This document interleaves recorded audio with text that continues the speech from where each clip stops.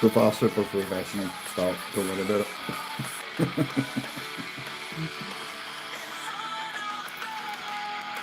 Orientation is locked. Rotate device. Right, cool. So apparently, right. Good job, YouTube.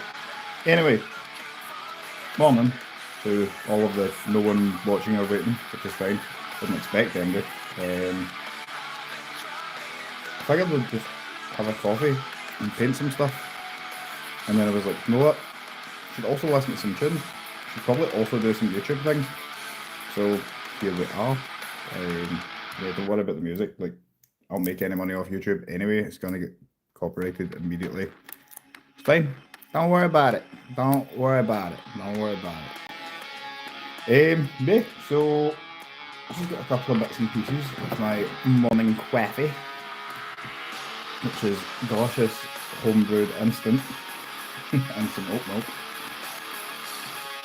Apparently I'm in peak dad rock era now. Anyway, so first on my painting list today is this kitbashed converted creature.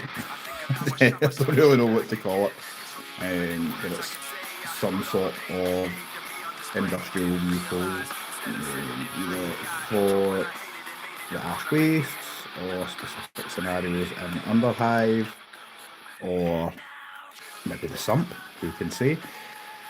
So finished this a wee while. Not greatly impressed with the yellow, but yellow's hard and I don't often paint it, hence painting yellow. So I'm going to do some chippy chips with some brown painty paints and whatever else we have. But yeah, this is a very, very unplanned, just go ahead and do things kind of morning. So here we are. So today we'll be using Oxido Oscuro. I don't know why it's Italian now. From the Panzer Races line from Vallejo. Using this as the chipping colour on the yellow. Now I've had this for however long, to the point where the lid is broke, the dropper top is broke. So basically it always gets globbed out on something, and today is apparently a cutting mat day. So while I'm just rambling away painting stuff anyway, I figured, hey, if you've got any questions about Dr.Drybrush, Dr.Drybrush life in general, feel free to ask away. I'm not 100% sure how the live comment side of things works, but I'll figure it out. So yeah, to chip on, I have used a bit of the rarer than hen's teeth OG Games Workshop miniature carrying case. 10 points if you have one or ever bought one. But essentially what you do is anything foamy, rip up the edge, and it makes this, like, let's see if you can see it, a sort of texture, which when you put the paint on and then dab off again, gives you this semi-erratic chipping. And what we do is we hold it up to our miniature, pick edges where chipping would naturally occur, and give it a bleep bleep. It's super easy to go very overboard with chipping. So it's very much a less is more sort of endeavour. He says as he goes wildly overboard and chips literally every panel. But it's one of those things that I think adds a lot to miniatures, particularly when they're large flat panels and generally cleanly painted like this. This is just a yellow contrast paint over dark red and pink, which is how you get the gradient in it. Anyways, so, oh yes, what an absolute tune. Bit of Kill Switch. What you guys listening to this morning? Are you morning metal people? I definitely am. I mean, it's metal, it could be any time of the day, to be fair. 10 points if you live in Scotland or the UK and have ever visited the Cat House on a Friday or Saturday night, which now as a 36-year-old man is absolutely off the cards, because that's how you end up on a register somewhere. Don't do it. I've not had anywhere near enough coffee for this. But anyway, hobby life wise, blathered to another YouTuber about a potential community event collaboration. Let me know if you get any sort of inklings as to what it is. Don't think it should be particularly hard to figure out, given all the recent posts about how literally everything is a Necromunda miniature. So how does, if anybody knows, well, if anybody does know, you won't actually be able to explain it to me because I don't know. But here we are. What is this? What does this do? What does this button do? Nothing. It's okay. Yeah, so anyway, we're just going to continue the chipping round the miniature. Again, try and get it somewhere where it would be visually semi-sensible that chipping would occur. Make sure you vary the direction of your chipping, so don't always just be like left side everywhere, because it looks super weird unless you're going, oh no, unless you're going for something super directional, like it's been dragged across something, like oh no, like that. Unless you're going really directional, try and vary the direction, if that makes any sense. Here we go. I figured this moment, while I have the house to myself and there isn't going to be a toddler screaming in the background or a better half away in the background, love you, love you. I'd be as well just setting up the camera. Since I'm doing some hobby stuff anyway, might as well do some hobby stuff on the YouTubes. Also on the lookout for new bands. So anything in pretty much any genre ever. If you can recommend anything, I get right into Sleep Token recently because apparently I'm now a basic bitch. But yeah, I get right into Sleep Token recently and then rediscovered my love of the Deftones, which if you haven't had the chance, go see them live. Deftones live is an absolute experience. But you want to go when Chino's fat. Skinny Chino, I don't feel like has enough sadness in his soul. I think he's got too much salad in his soul at that point. So you need Fat Chino, because Fat Chino's very sad, and Fat Chino puts on a good show. Please don't say me, Chino. Anyway, so once the chipping's done, hello, Paul C, good morning, and Camipok, is that how I say that? Camipok? Anyways, morning, said hi, hello. So just, this is how the chipping ends up. It's not the hardest thing in the world to do, as I said before. It's literally some sponge, any sponge will do. Tear it up and slap on a contrasting colour. Obviously, if you've got a darker model, it's a bit harder, so I would say go for something a tad lighter. But in terms of this miniature, this kitbashed, whatever the hell it is, I still need a name for it, so I'm open to recommendations. I figure it's going to be some kind of like mining thing, probably. But then, I don't know. I'm open to ideas, much as I'm with bands. So again, feel free to suggest things. Also, at this level of caffeine in the morning, I just go in random bletherings. Mr. or Mrs. Camipok. Unfortunately, I can't read the language that text is written in because I am an uncultured Luddite. Anyhow, so once the chipping's done, I'm going to leave it to dry, and then this is either going to be covered from head to toe in streaking grime, or with a sort of sepia brown oil wash, and then we'll sponge it off. But if anybody's interested in oil washes and whatnot, let me know and I can make a whole dedicated video for it. But I've got a bunch of stuff that I'm going to work through this morning. Next on the bench, I don't know if you can see in the background, I've been slowly working away at some Kiki Van Sar boys. Let's see if this will focus a touch. So they're just in a sort of teal colour. I think it's nice against the general detritus of the underhive to have something that pops, and I think it fits a bit more into their techie nature. Still got to finish the visor on this guy because right now it's just a blob of red, and I'm also not sure about the sort of yellow ochre markings. I don't know if that looks a bit too Leagues of Wotan, a bit too squatty, but I kind of like it. Let me know. But the idea when I'm painting miniatures is I like to get them in sort of different but still of the same environment colour schemes. Like these are two very, very different sets of colours. The Enforcer is super dark comparatively, but the Basin ties them together. And the finish on them, I think, ties them together as well. And then even when we compare it with a Goliath chunky boy, got my chunky Goliath boy, again, very different sets of colours, very different overall look of miniature. But I think it's really the basing that ties these two together in the same environment. Also, this might be the first time I have noticed the colossal size difference, or the Goliath size difference. I know, boo. The Goliath size difference to Van Sar. I don't know, well, Goliath would have came first, wouldn't it? Because it came in the original box. And then someone went, let's make tiny, tiny Van Sar guys for reasons beyond comprehension. So anyway, Van Sar dudes are currently on the workbench. They are slowly getting chipped away.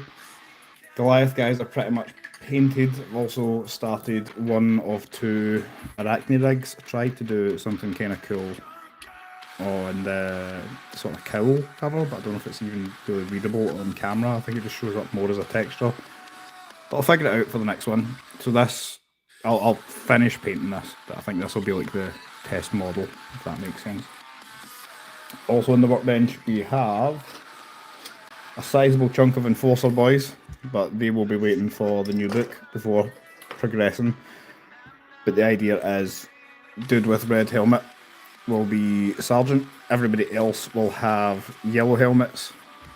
Just kind of, I don't know, kind of reflect real, predominantly UK police force and helmet colours to a certain extent.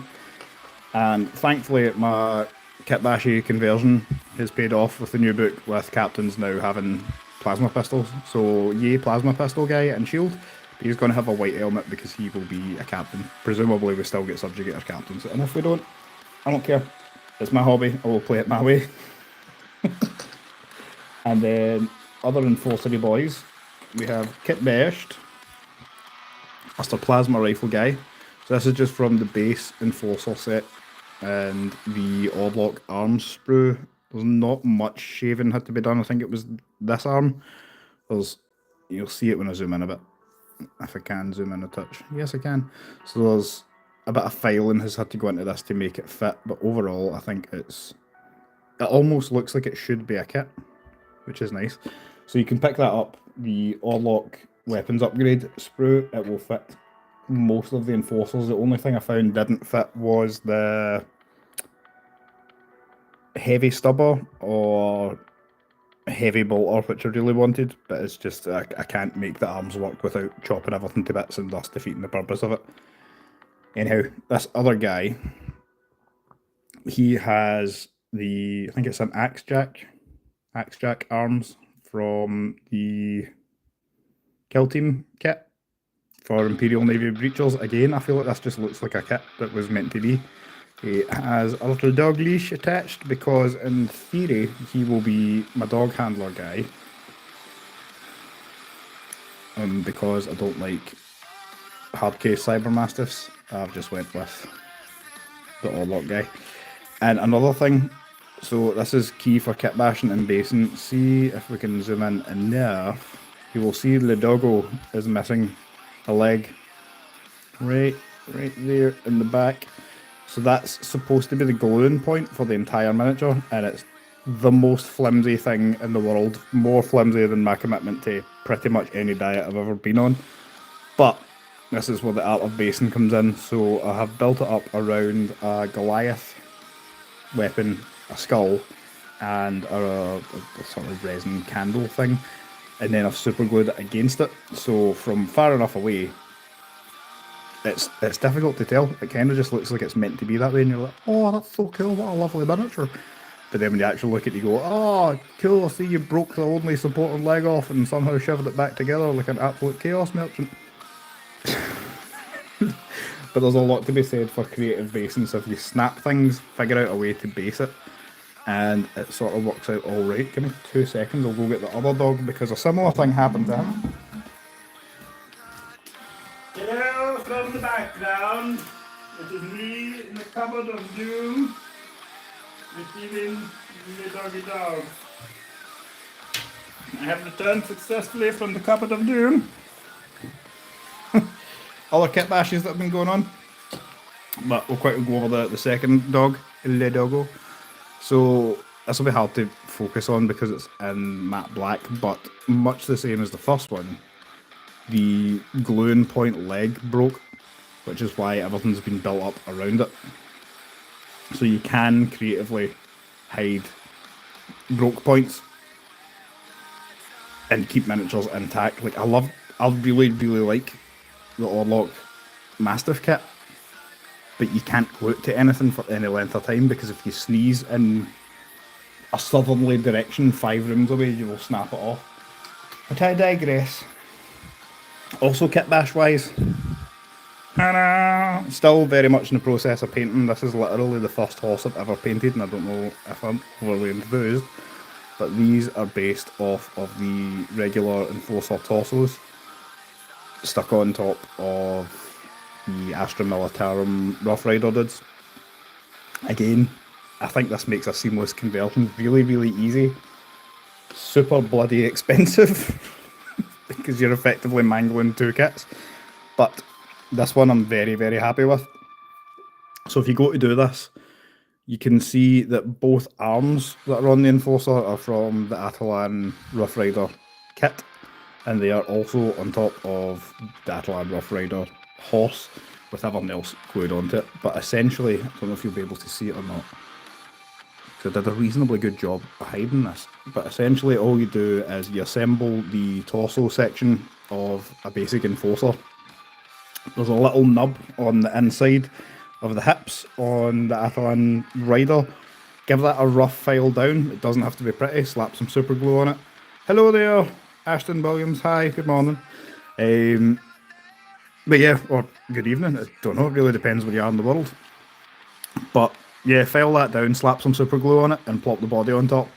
That's it. It's one of the easiest kit bashes I have ever done, and I absolutely love it. So I've got 4 Rough Rider guys. So in terms of rules, they're just going to count as mounted miniatures, and I really want to ride them through. I'll have it, he says. Never! Come to my house, fight me like a gentleman.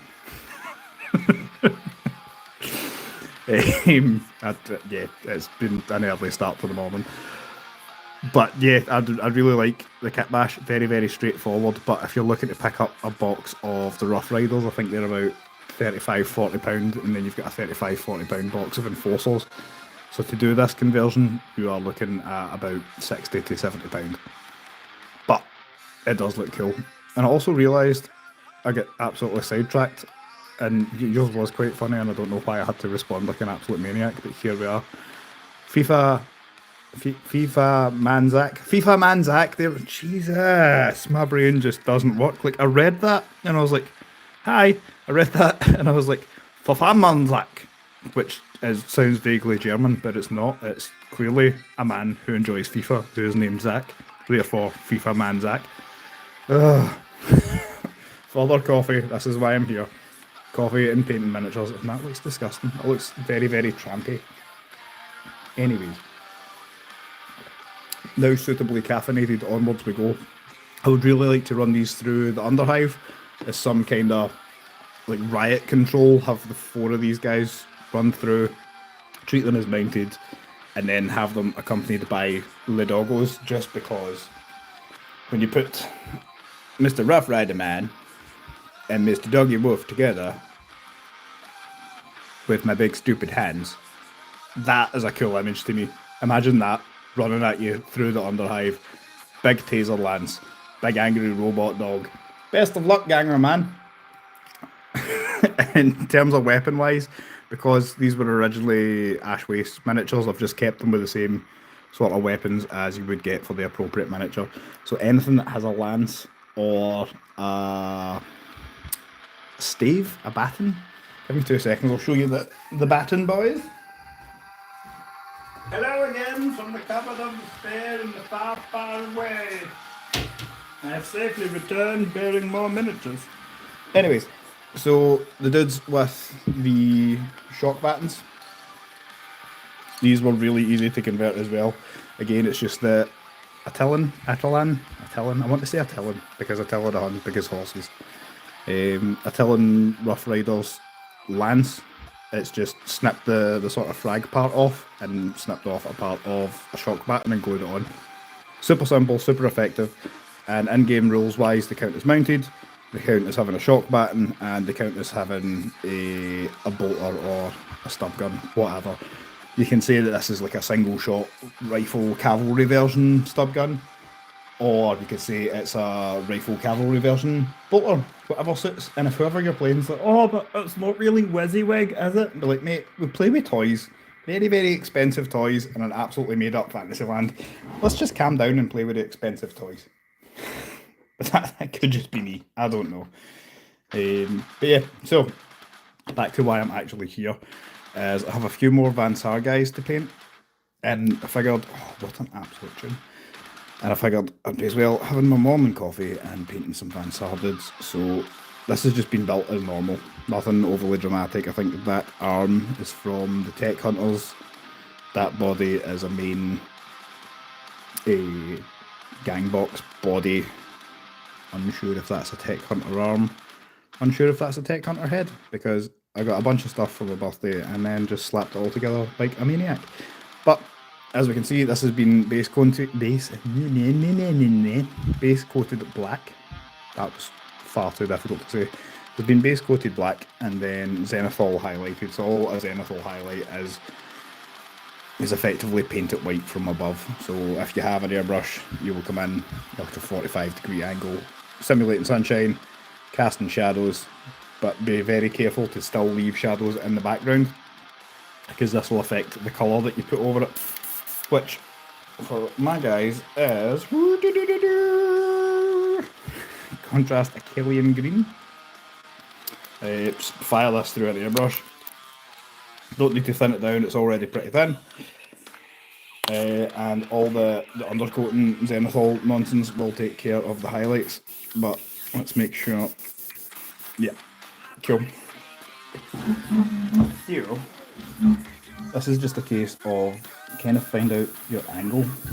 It's a bit of trial and error, and then very lightly put it on. So you're using the transparency of the paint, in this case the contrast paint, over the highlighting, which you've previously done, which was just black spray paint, the matte black from Colourford, which I highly recommend by the way, and then any white paint. But before I go any further, because I just remembered, because the caffeine has finally kicked in,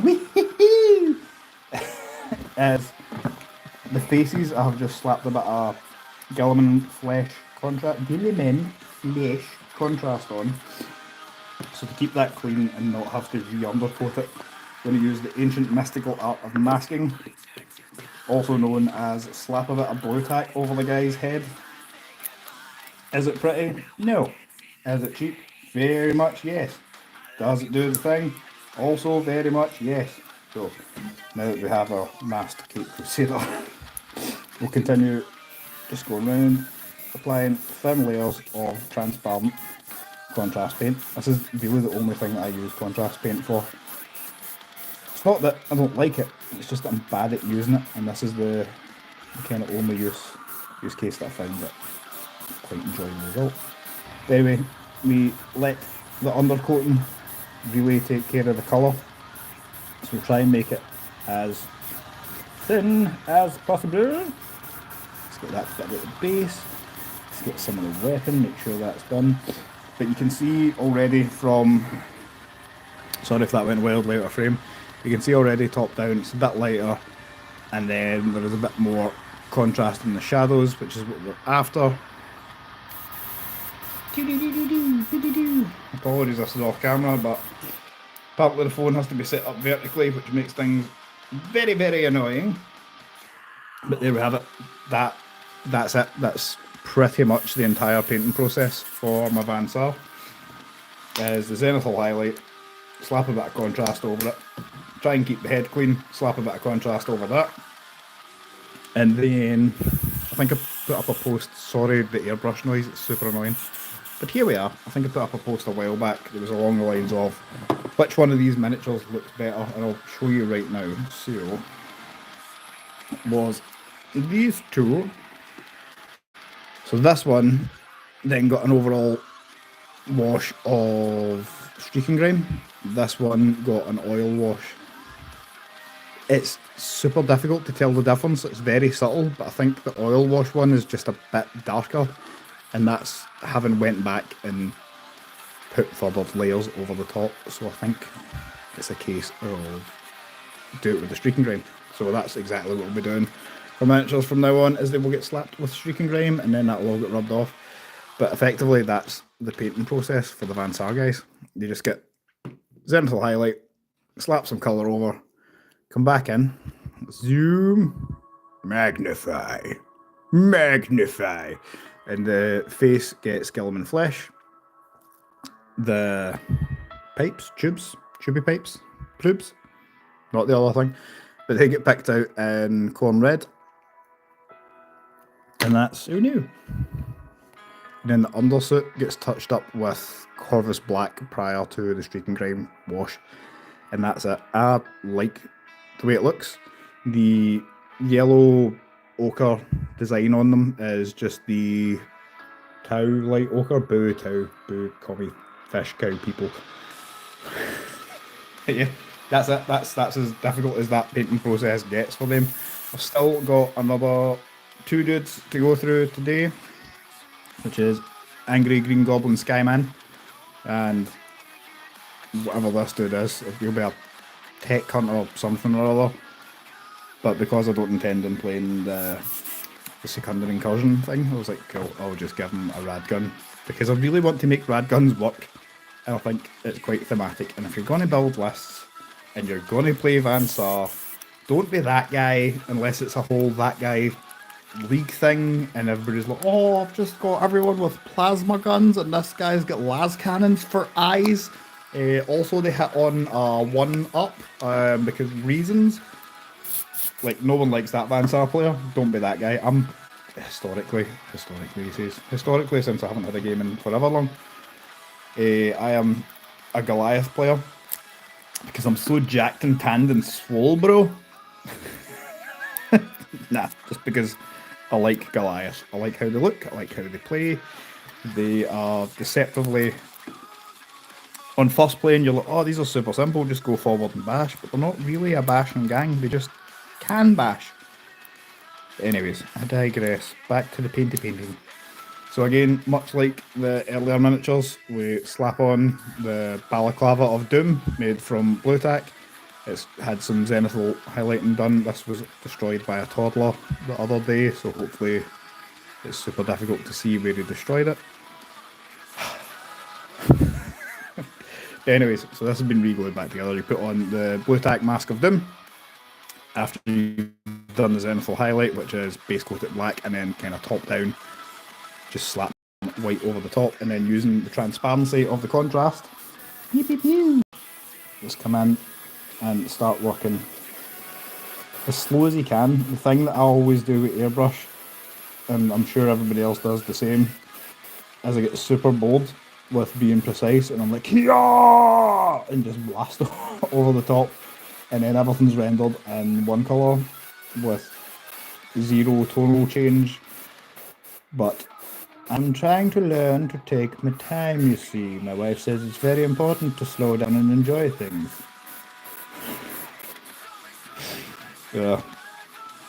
Exit clicks. Yo, what's up, bruh? If you just joined, all 7 people who have decided that this would be a great thing to do with their morning, essentially all I'm doing is live streaming what I'd be doing anyway, while having a coffee and talking nonsense. Feel free to ask me pretty much anything. Sup, bruh? Also, that's how I'm just going to respond to whatever it is you say. Not for any reason other than I can.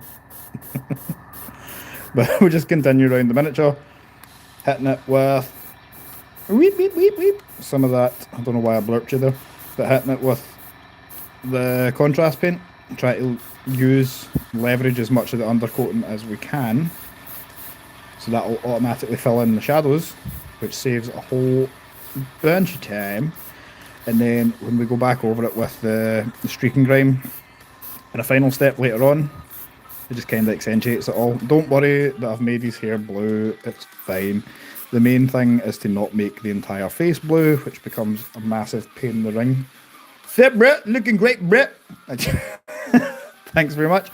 Again, don't know why, but that's the designated response voice you've now got. So, try and keep as much, as I said earlier on, I get really bad for just being like, right, cool, that's enough, and then splash loads of paint on things. But try and use the undercoating as much as possible, like with the other miniatures. Let's find a decent one. So this one is still to have streak and grime applied. Hopefully you can see the contrast because it moves around. I didn't really do this one as well as the other ones, but I quite enjoy the face. Not overly detailed, but as soon as it gets streak and grime put on it, it'll be like, oh, talent in a bottle, you say. Enjoy your golden demon. And I'll be like, oh, thank you very much. Give me 5. Give me a slayer sword. Let me attach a slayer sword to the end of this golden demon. Wahaha. Yeah. So the weird thing about streaming that I have just found on this first one is apparently all of my ADD inner monologue just comes out as monologue. Sorry all. I mean, I can give you the ADD or I can give you the PTSD, whatever you prefer. But we try and keep the spicy memories inside because they make sad faces. And people are like, hey, that's not a funny thing that happened. And I'm like, it definitely was. And they're like, no, please go back to therapy. And I go, no, I'll just paint little toys. Anyhow, I know that's a bit much for this moment, but try and use the transparency as much as possible. Once this is dry, let's go back to our frosted. As you should hopefully be able to see.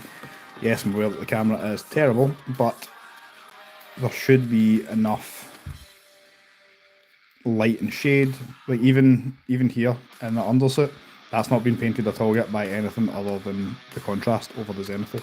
He'll take off his little masky mask, revealing his stupid white zenithal face, and that's, once everyone else is done, that's just going to get slapped with the Gilliman Flesh contrast, and that'll do it. That's effectively how I paint Van Sal. I know no one asked, and pretty much no one cares, but here we are. So I'm just going to chill out, wait for this to dry, drink my coffee, and if anybody wants to ask me nonsense things, feel free. If anybody wants to see any other conversions, kit bashes, whatever, let me know. I'll show you what we have. Oh no, that's a very upsetting angle. But it does bring on this really... I'm very chuffed with this conversion. But I like this a lot. I am overly happy with it. Overly happy. Can you see what it is?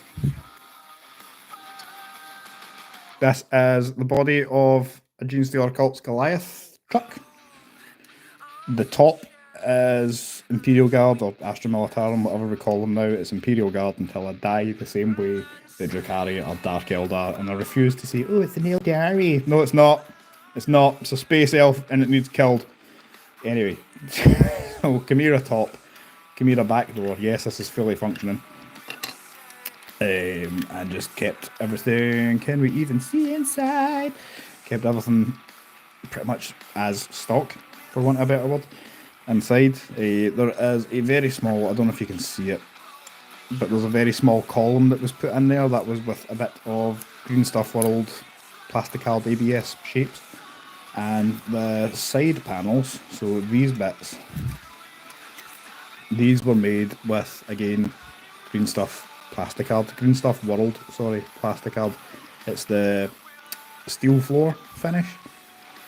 Start to get round to painting this up because I'm not going to lie, it kind of intimidates me. Again, I love kit bashing things to just have a unique, like, oh yeah, that's definitely mine. No one else has got that. It looks really cool. Blah blah blah. And I like the challenge of figuring out the logistics or something. But as everything Games Workshop, it's the bloody cost of it. So it had the cost of a Chimera, for which I've used 2 parts effectively, a Goliath truck body, and the Green Stuff World stuff. Green Stuff World stuff I don't mind because I'm going to use it anyway, but the fact that I've had to pay for a Goliath and a Chimera. But here we are. If you've got a hatred for having any money, then I highly suggest kit bashing, and Games Workshop will be happy to take your cash. The other one that I'm quite enjoying right now is another Orc vehicle. still very much a work in progress. There's nothing overly difficult about this one. It's just the base kit. I can't remember the name of it, but effectively all I've done is filed off the orc iconography, stuck on 2 of the underhive barriers, and the barrier from, see, like the lift access things in the underhive kit. One of them in the front to make crowbars, and stuck some Green Stuff World textured bits of plastic card down. I don't know if it'll show up well with the lighting, but there's like corrugated iron and steel and stuff. That'll all be rusted. Again, looking for names for this, don't know what to call it. And then from the Arvis lighter thing that I've been building, I kit bashed this guy. Don't know what his purpose is yet. But yeah, that's kind of where we're at hobby progress wise. So background wise, also what a fantastic tune. Again, any recommendations for any band of any genre, let me know, because I'm starting to tap out musically. Like I'm very much in my dad rock era now. Well, I was told it was dad rock by a colleague, which was very sad. But here we are. We all must grow old. Don't worry about it. So yeah, very much in my dad rock era now. Like, I've decided that Nickelback are okay, and I'm ashamed, and I can't wash enough to get clean. But hey ho. But yeah, so if you get any questions about anything, I will drink this coffee from this disgusting mug. You let me know. And if you don't have any questions about anything, I will continue my rambles and nonsense. Also, someone let me know if you can hear me okay. I don't have any microphone plugged in, and I've got YouTube music in the background, so if it sounds terrible, let me know. This is just a first test off thing. This might become a whole thing that I do probably at a weekend. But yeah, go.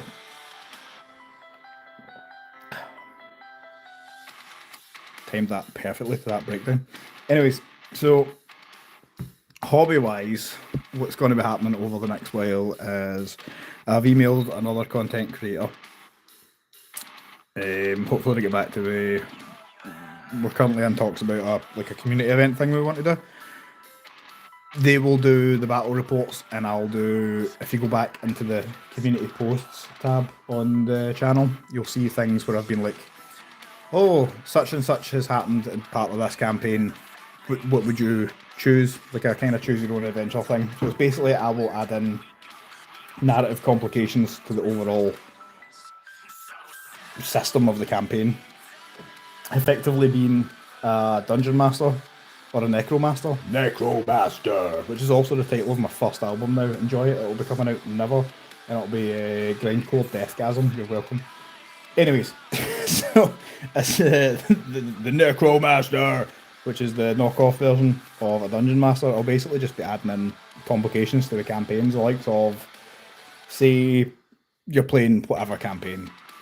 Let's just go with a Dominion campaign. Everybody's probably played one that played Necromunda. So, say a Dominion campaign, week 1, no real complications, let everybody find their feet. Week 2, let's be like, right, okay, so you've annoyed a guilder who's in charge of electricity production. So, roll a d6 at the start of the game on whatever result, you'll play it in pitch black for d3 rounds or whatever, or have it a case so you can then turn the lights back on, or there's an objective in the board to fix, and all that kind of stuff. So adding in wrinkles and complications. I mean, I realise I'm talking to no one right now, but that's okay, because somebody somewhere will watch this and be like, oh, I have the inside track on happenings. Ta-da! Also working on Sump Beasts and Sump Monsters, and then hopefully Horsey Boy can ride in and shoot it in the teeth. Also try to figure out what to do with this Sump board. I've been requested by one of the subscribers to the channel to do a basin tutorial for various reasons for them, and I'll get round to that, but it's just trying to figure out what you guys would like as a basin tutorial. Is it a case of you would like to know how to do this kind of basin, like here's how you knock these out super quick, or is it more a case of here's how you do this sort of tell a story without telling me the story base? and how you can effectively mash other parts of kits onto a base to hide bits or to fix things, or is it a case of completely scratch building a base? So I don't know, but I'm open to ideas anyway. For the people that keep dropping in and out, hi, feel free to say something ridiculous in the comments and I'll get back to you. But this is literally the watching paint dry channel right now. So I can only apologise for how tedious and terrible that is. If anyone would like to know the flavour of paint that I'm using, it would be the contrast Achillean Green. Achillean Green. Doesn't taste as good as Vallejo paint, but all my brush licking brethren out there will understand this struggle. Again, if the audio quality on this is terrible, someone stick a comment and be like, dude, this sucks. I'm like, right, cool, soz. I'm still trying to figure all this nonsense out. Right, so let's get one of the bodies that has been previously streak and grind. So your man here, he has previously been streak and grind and looks very, very, very, very, very, very, very, very, very, very, very, very dull. So super easy to go back and highlight that up again, which I was not prepared for, but now I have picked. Na na na na na na na na na na na na na. So, I always find it weird when people are on painting videos and like, I'm using such and such a brush and doing this and that and the next thing, but nah, it's not broke, don't fix it. So I found that Sotek Green with a Winsor and Newton sable brush. I think it's size 2 probably. I don't know, it doesn't really matter. I found that that colour very closely matches the contrast Achillean Green. So pop it open. I will use Nature's Palette, aka the back of my hand, with a little splash of water. And then all we do is the bits that need it. So like any other miniature, it's mostly head and shoulders really. So you don't need to be overly concerned with the placing of this, just shove the paint in the direction of where you want the light to go. It always looks bad when it's wet, but it dries and then it looks fine. Always put a bit extra on the upper panels of the chest because that's what you're going to see. Always put a little bit extra on the front and super spinning noise and the rear of the shoulder pads, because sometimes I get a tad angry with the streak and grind and I knock all of the paint off. But here we are, including the undercoat. This is why we do this phase. We go back and we top it up. I don't enjoy edge highlighting, can do it, can paint heavy metal style, but it just takes me ages and I don't know if I actually like the finish of it. But anyway, so imagine yourself as the sunshine that you are and move the miniature around and kind of pick out what would be hit by lighting. Lighting. Enunciate, dear, you're Scottish. So what would be hit by the lighting and work on the sort of top edges of things. Again, you're not edge highlighting, so don't stress about it, just slap some colour on. One of the biggest things in my painting journey over the years is that I found that the less I thought about it, the more I enjoyed painting. Super easy to fall into, like, you know how the Instagram thing where people are like, oh my god, I'm 3 pounds overweight, I'm morbidly obese and I don't drive a Bugatti. Which I also deal with. Anyways, so I feel like it's really easy given the quality, the absolute quality, bro.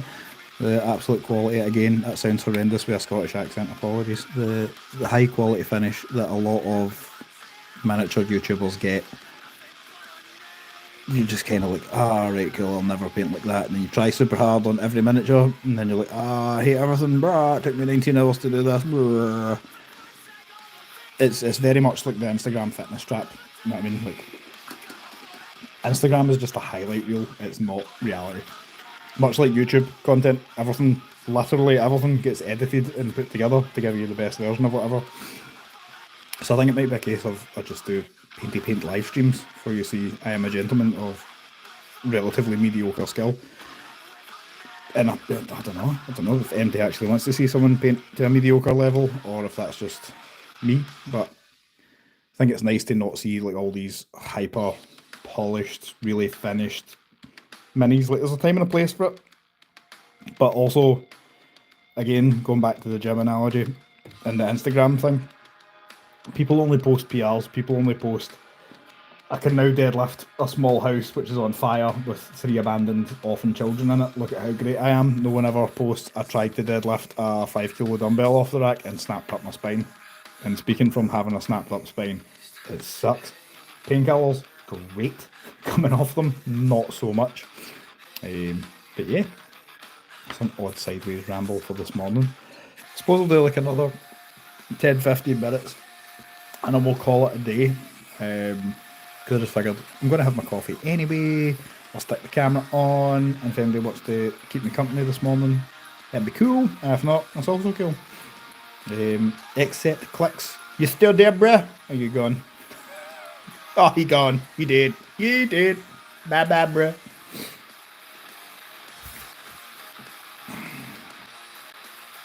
But, yep, as I said, it's just a case of chip away at what you can and don't worry about making it this super duper ultra elite professional. Oh my god, everything's super polished, like Goliath guy here. From tabletop distance, you can't tell me that doesn't look good, and if you do, I'll cry. But when you actually get up close, there's not a lot of detail in the face. You can you can see brush strokes and things like see brush strokes and things. But I'm happy with it. And again, when you put things in front of a camera, the camera will pick up, yes, meow meow meow, meow meow meow. The camera will pick up all manner of flaws. Why are you like this? Explain yourself. Meow. But when you actually look at things in reality, it's a lot nicer. Even the likes of a more recent dude. So this guy who has been kit bashed together from subjugator head, torso and legs, subjugated accessory bits, and the Orlock weapon sprue. Even this dude from a distance, like you're like, oh cool, that looks really good, the base helps, the face helps, this is all great. But then when you meow meow meow, then when you get up close and you start really like focusing on the details, like see, because I'm not painting this for a display or anything, it's like I know, meow. Like when you look at the face, it's not super detailed. There's like where the streaking grime's been rubbed off, it's kind of chips and edges, all that kind of stuff. But again, YouTube and Instagram are all about that. Everything's perfect all the time. The vast majority of hobbyists, myself included, we just paint because we enjoy it. And it's never going to look like the cover of a White Dwarf magazine, even when you kind of do accidental max effort painting like this did. I don't know why this went max effort, but it sort of did. On camera, that reads pretty well, I think. But when you actually, if you had it in real life, you'd be like, why are his eyes so derpy? What has happened to this poor little Dodge? And I'd be like, I don't know, I'm sorry. And this was supposed to be yellow, but it reads more orange, but nobody's perfect, you know what I mean? So just be happy with what it is you paint, what it is you put out. If you're sitting on the fence, I don't know why this has got so philosophical this morning. Yes, meow. Stupid cat. But if you're on the fence about, oh, I'm not going to be the best painter in the world, or should I start a YouTube? You might as well, mate. You might as well. Just do it. Like I started this whenever ago, I don't know, a couple of years back, and I'm only now approaching the 600 odd subscribers level. Like I'm not making content for like, oh, I'm going to be this super YouTube guy. Making it because I quite enjoy doing it. It's a hobby within a hobby, similar to kit bashing, similar to painting things. It's just, if it's something you want to do, then do it. Particularly for the niche aspects of any hobby. Like there's Games Workshop stuff is all over the place in terms of content for 40k and Age of Sigmar, but when it comes into its more, it used to be called specialist games, when it comes into the specialist games market for Necromunda and Blood Bowl, the community's out there, the community want to see these things. But we all get the fear about, oh, but what if I make it and no one likes it? I'm like, cool, not everything's for everybody. That's why I've started putting it at the end of my videos. Hopefully people hear it and go, yeah, you're right, not everything is for everybody. I can make something and enjoy it just for me. Or maybe a couple of people will like it, maybe a couple of hundred people will like it. But it doesn't have to be perfect, so just crack on and do things. Like, what are you saving up for? You know what I mean? Like, just do it. All of my videos, literally every one of them, is filmed on a phone camera and edited on largely free phone software and then uploaded to YouTube for free with no intention of making a penny from it. You know what I mean? So, you can do it. Just pick a thing and do the thing. Like, I really want to figure out a way to make Blood Bowl content, particularly Blood Bowl 7s, but I'm kind of in my own way with it, I think. Almost completely contradiction of what I've said, but I'm kind of in my own way with it because I can't figure out a way to film a game of Blood Bowl and not make me want to tear my own eyes out. So if anybody can recommend a good YouTube page with Blood Bowl game reports, link it to me, email it to me, whatever, let me see it. Because I need to see how they're doing it. Like the likes of my early Necromunda game reports will come from, they've been heavily inspired anyway by Miniature Game Montage. If you haven't checked him out, check out his channel. It's got all sorts of stuff, Trench Crusade, Necromunda, what's the Mod Time, like all manner of things, so go check out Minigame Montage. But you will see a lot of my early battle reports. Look at the horsey boy. A lot of my early battle reports are done in a similar style because I like that style. You find out your own over time, really. You find out what works well production-wise, you find out what works well engagement-wise, all that kind of stuff. But yeah, just start making things. Like, I would really enjoy like a super cinematic gameplay of something, but I can't describe it any further or recommend how I would go about it. But like, I think battle reports can look quite stilted, and it's I'll do this thing, you do that thing, let's wait for the dice roll, I'll do this thing, you do it. Like, editing wise, it's got a certain rhythm to it. I know no one particularly is bothered by this, but it's difficult to get a flow in a battle report, or to at least make it look like something. Like, I always strive for the make it in world, make it as relevant to itself as possible sort of environment. If it was just a case of set up a camera, film it from top down, move some things around the table, cool, great. Like, people do that all the time. People also do a lot of talking to camera or talking head segments. I don't want to do that because of my current employment, and I also think I have a stupid head, I have a dumb voice, and I don't particularly like talking to camera. But that's not to say, obviously, if you started your own channel, you couldn't do that, because do whatever you want. I just don't like to do it.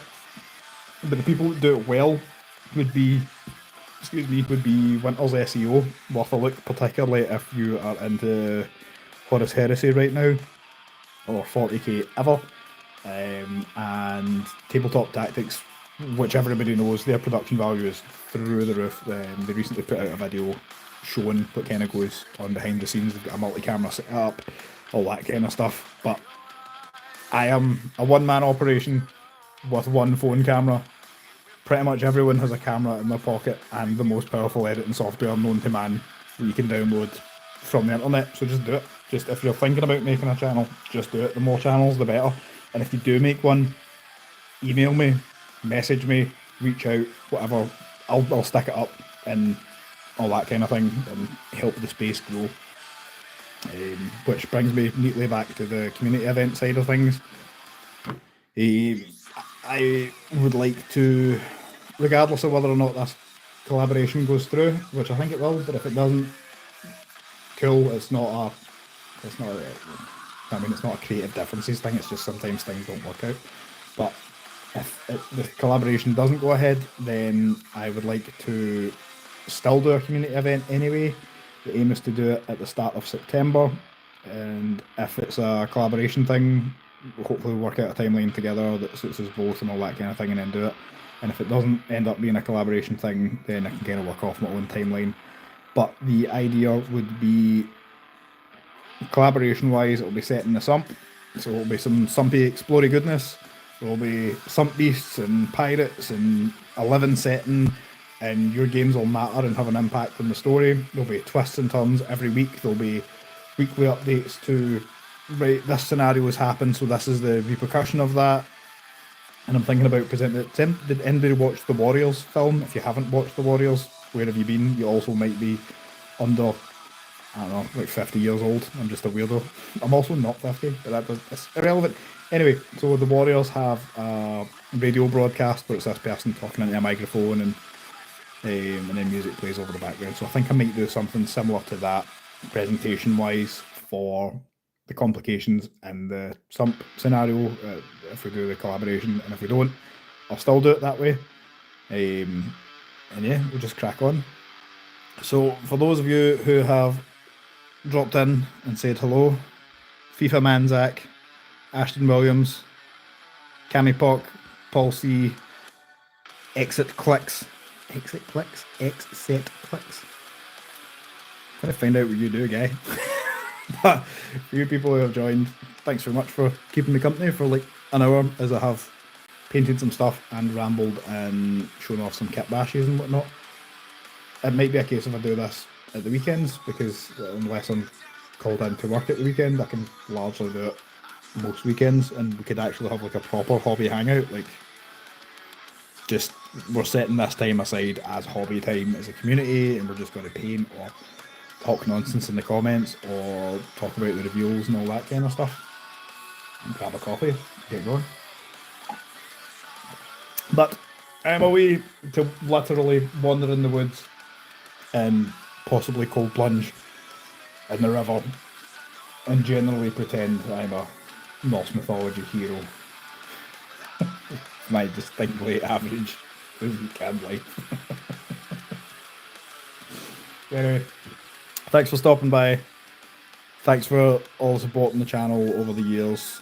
I know content is very spotty, but if you know what I do for work, you'll understand why. And if you don't know what I do for work, I'm probably not going to tell you.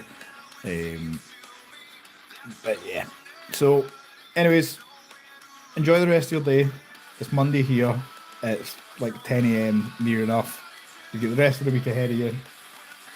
It's okay to take some time to yourself. It's okay to say to your family, look, I need like an hour of just listening to music and painting stuff because I like it.